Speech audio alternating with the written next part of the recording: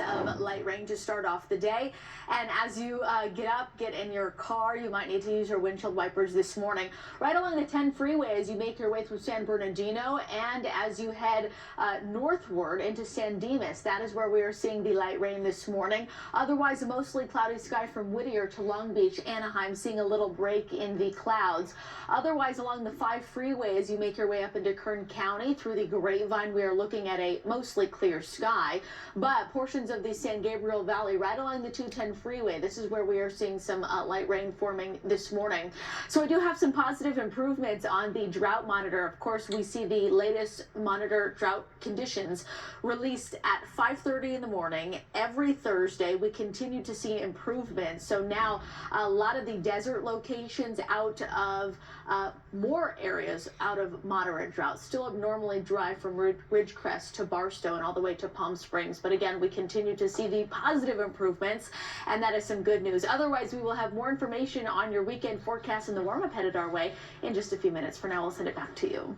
Alex, thank you. Well, it feels like we're talking about this a lot lately. A crime scene is set up after a police pursuit ended in a deadly crash. KCAL News reporter Tina Patel is live in South LA. And Tina, what do we know about this pursuit?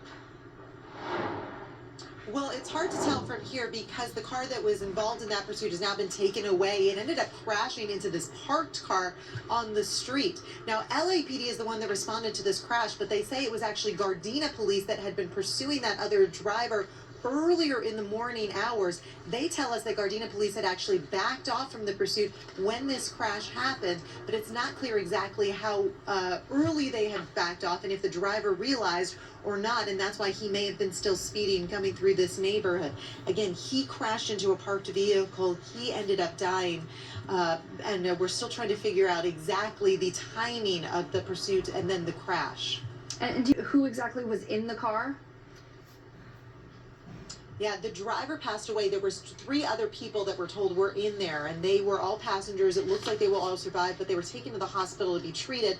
And of course, police are also going to be talking to those people to find out a little bit more about what was going on. They believe this was a case of reckless driving. They don't believe it was a stolen car, but of course, they're still going to have some questions about why this all unfolded.